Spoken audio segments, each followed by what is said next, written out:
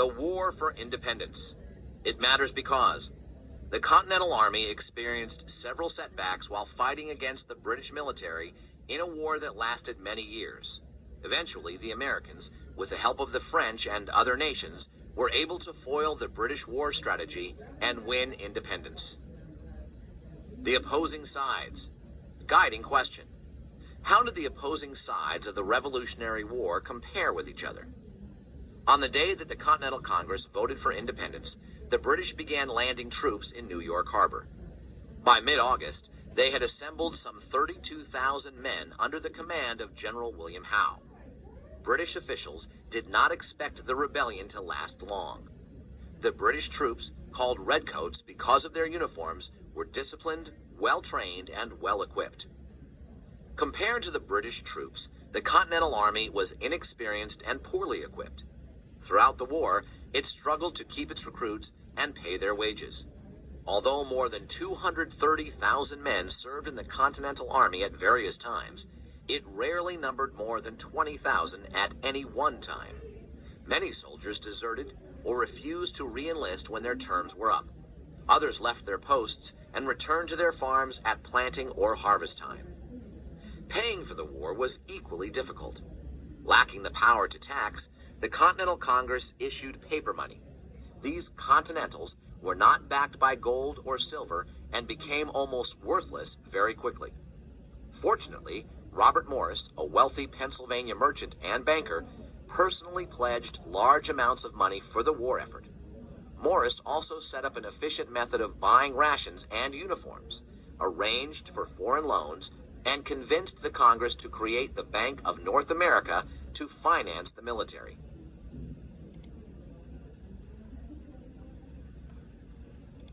The Continental Army was not the only force the British had to worry about. British troops also had to fight the local militias. The militias were poorly trained, but they fought differently. They did not always line up for battle. They hid behind trees and walls and ambushed British troops and supply wagons. Then they disappeared. This kind of fighting is called guerrilla warfare, and it is very difficult to defeat. Another problem for the British was that they were not united at home. Many merchants and members of Parliament opposed the war. The British had to win quickly and cheaply, otherwise opinions in Parliament would shift against the war. The United States did not have to defeat Britain. It simply had to survive until the British became tired of paying for the war. The European balance of power also hampered the British. The French, Dutch, and Spanish were all eager to exploit Britain's problems. As a result, Britain had to station much of its military elsewhere in the world to defend its empire. The European balance of power also meant that the Patriots might be able to find allies against the British. All of these factors meant that the British needed to win quickly. To do so, they had to convince the rebellious American colonists that their cause was hopeless. At the same time, the British had to make it safe to surrender. If the Patriots thought they would be hanged for treason, they would never surrender. General Howe's strategy, therefore, had two parts. First, he sent a large number of troops to capture New York City. This would separate New England from the South and demonstrate to Americans that they could not win. The second part of Howe's strategy was diplomatic. He invited delegates from the Continental Congress to a peace conference. Howe promised that rebels who laid down their arms and swore loyalty to the king would be pardoned. When the Americans realized that Howe had no authority to negotiate a compromise, they refused to talk further. Progress.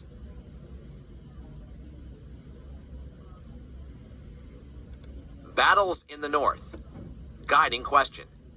How did the colonial army keep itself in the war during difficult early years, and what was the turning point of the war? Although the British had sent a huge force to seize New York City, the Congress asked Washington to try to defend it. To do so, Washington moved much of his army to Long Island. British troops attacked them in the summer of 1776. Many American soldiers fled, and some 1,500 were wounded or killed. The British captured New York City and used it as their headquarters for the rest of the war. Washington moved most of his remaining troops from Manhattan Island to White Plains, New York. Analyzing primary sources. Thomas Paine on the War for Independence. These are the times that try men's souls. The summer soldier and the sunshine patriot will, in this crisis, shrink from the service of their country. But he that stands it now deserves the thanks of man and woman. Thomas Paine, The American Crisis. Around this time, Washington sent volunteer Captain Nathan Hale to spy on the British. Although Hale was disguised, he was caught by the British and hanged. Brave until the end, and based on tradition, Hale's last words were, "I only regret that I have but one life to lose for my country." Crossing the Delaware. At the Battle of White Plains in October 1776, the British surprised Washington by heading toward Philadelphia, where the Continental Congress was meeting, instead of going to White Plains. Washington's troops moved quickly to get there ahead of the British. As both armies headed toward Philadelphia, the British stopped their advance and dispersed into winter camps in New Jersey.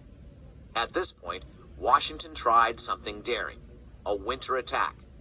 In the 1700s, armies did not usually fight in the winter because of the weather and scarce food supplies.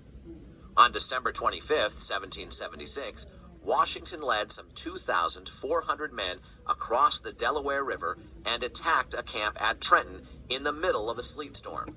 They killed or captured almost 1,000 Hessian mercenaries there.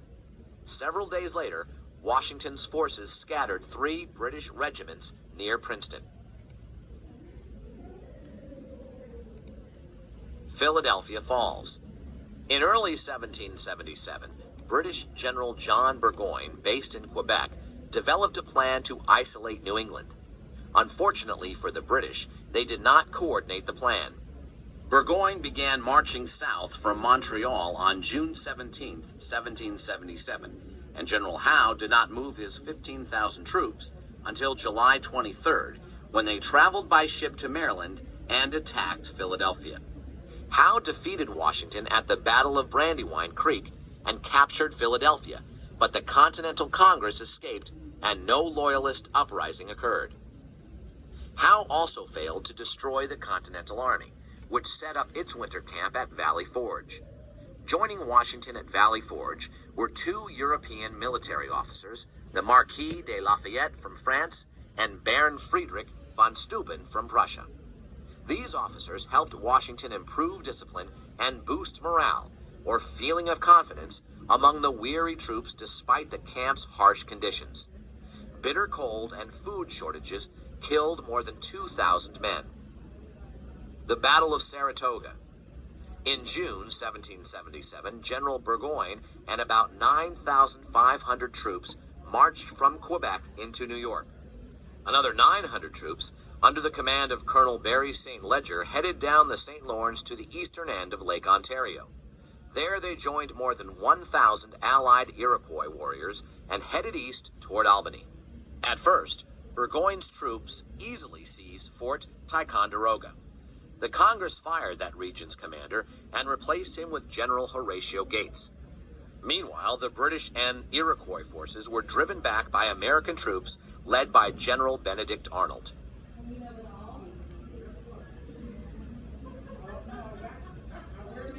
Burgoyne's march slowed to a crawl when American troops cut off their food supply. In desperation, Burgoyne retreated to Saratoga, where he was quickly surrounded by an American army. On October 17, 1777, he surrendered to General Gates. More than 5,000 British soldiers were taken prisoner. The victory improved American morale.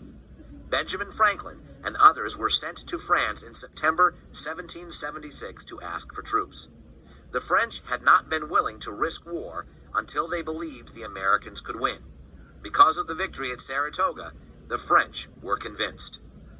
On February 6, 1778, the United States signed 2 treaties. France became the first country to recognize the United States as an independent nation. The second treaty allied the United States and France. By June 1778, Britain and France were at war. The war in the West. Not all the fighting in the Revolutionary War took place in the East. In 1778, Patriot George Rogers Clark took 175 troops down the Ohio River and captured several towns. By February 1779, the British had surrendered, giving the Americans control of the region. In July 1778, Chief Joseph Brant, also known as Thayendanegea, joined the British with 4 Iroquois nations and attacked western Pennsylvania. The following summer, they were defeated by American troops. These battles destroyed the power of the Iroquois people. Farther south, the Cherokee suffered a similar fate after they attacked settlers in Virginia and North Carolina. Militia units retaliated by setting fire to hundreds of Cherokee towns. The War at Sea. Americans fought the British at sea as well as on land. Instead of attacking the British fleet directly, American warships attacked British merchant ships.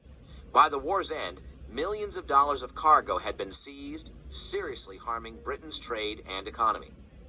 Perhaps the most famous naval battle of the war involved the American naval officer John Paul Jones. Jones attacked the British warship Serapis, but the heavier guns of the British ship nearly sank Jones's ship. When the British commander called on Jones to surrender, Jones replied, "I have not yet begun to fight." The battle lasted more than 3 hours before the British surrendered.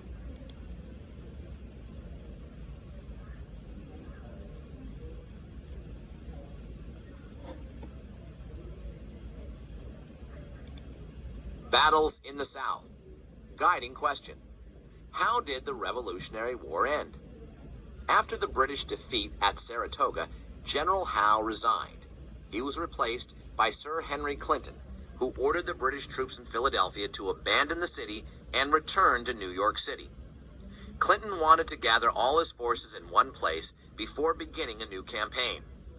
Washington ordered his forces at Valley Forge to intercept the British. The two sides met at the Battle of Monmouth, the last major battle in the North. Neither side won, but for the first time American troops were able to stand up against the British in a conventional battle. After Clinton reached New York, he began a campaign in the South, where the British had the strongest Loyalist support. The British hoped to keep the South even if they lost the North. The struggle in the Carolinas. In December 1778, some 3,500 British troops captured Savannah, Georgia.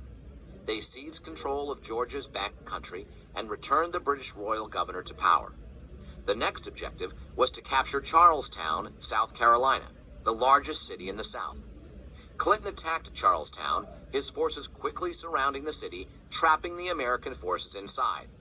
On May 12, 1780, the Americans surrendered.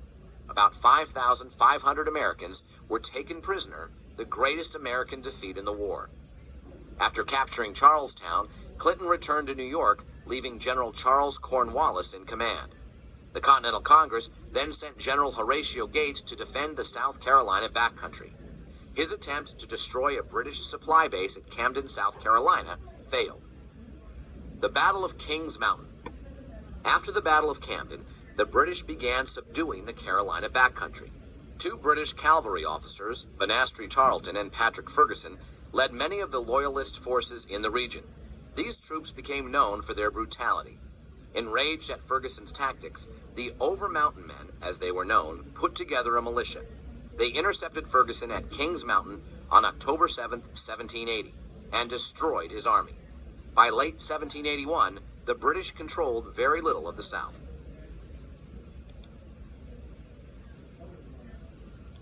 The Battle of Yorktown.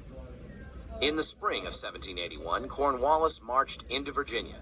There he joined forces with Benedict Arnold, a former American general who had changed sides to fight for the British.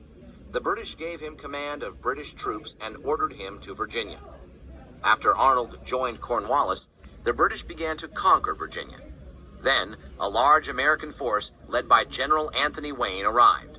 Outnumbered and too far inland, Cornwallis retreated to the coastal town of Yorktown to protect his supplies and to maintain communications by sea. Cornwallis's retreat created an opportunity. Washington decided to march on New York City with 6,000 French troops. As the troops headed to New York, Washington learned that Admiral de Grasse and his French fleet were sailing north from the Caribbean to the Chesapeake Bay. Washington canceled the attack on New York City. Instead, he and the French General Rochambeau headed to Yorktown. Rochambeau's fleet cut off the flow of supplies to Cornwallis and prevented him from escaping by sea. On September 28, 1781, American and French forces surrounded Yorktown and began to bombard it. On October 14th, Washington's aide, Alexander Hamilton, led an attack that captured key British defenses. 3 days later, Cornwallis began negotiations to surrender, and on October 19, 1781, some 8,000 British soldiers laid down their weapons. The Treaty of Paris. In March 1782, Parliament voted to begin peace negotiations.